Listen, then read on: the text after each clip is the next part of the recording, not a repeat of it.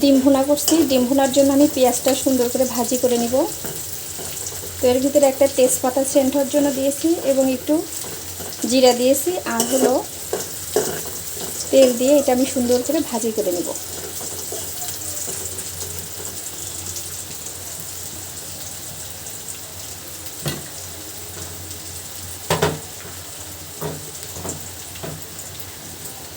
আর এখানে সবগুলো মশলা আমি একসঙ্গে করে একটা সুন্দর পেস্ট তৈরি করেছি।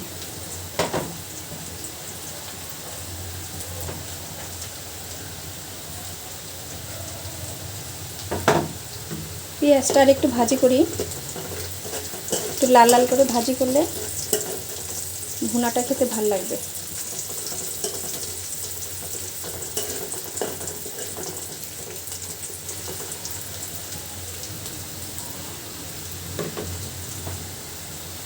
এবার আমি মশলা পেস্টগুলো দিয়ে দিব।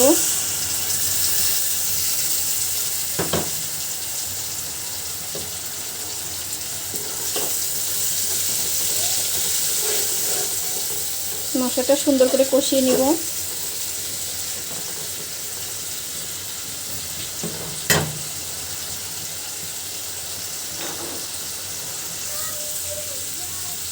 মশলাটা খুব ভালোভাবে কষানো হয়ে গেছে।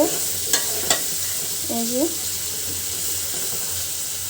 এবার আমি এর ভিতরে ডিমগুলো দিয়ে দিব। আর ডিমগুলো আমি এইভাবে মেখে রেখেছি।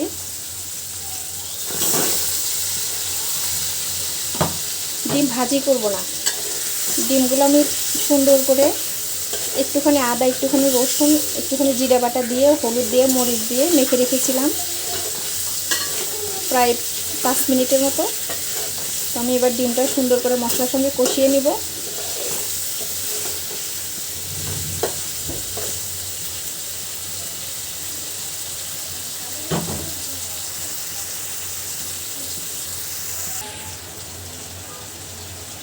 ডিমটা আমার খুব ভালোভাবে কষানো হয়ে গেছে। এবার আমি এর ভিতরে একটুখানি ঝোল দিয়ে দিব। আর পানিটা আমি আগে গরম করে রেখেছি।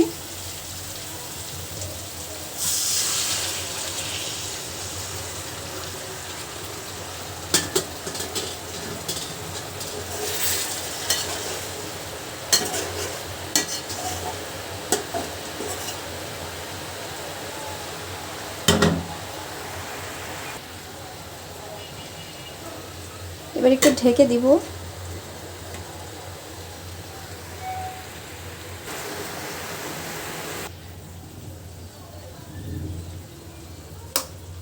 ডিম ভুনার ভিতরে আমি আর একটা ডিম ভেঙে দিব।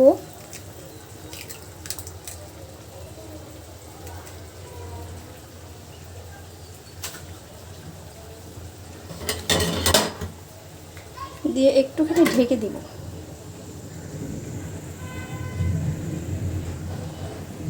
মানে দেখো ফাইনালি ডিম ভুনাটা আমার হয়ে গেছে। এই যে মাশাআল্লাহ অনেক সুন্দর হয়েছে। কালারটা অনেক সুন্দর হয়ে গেছে।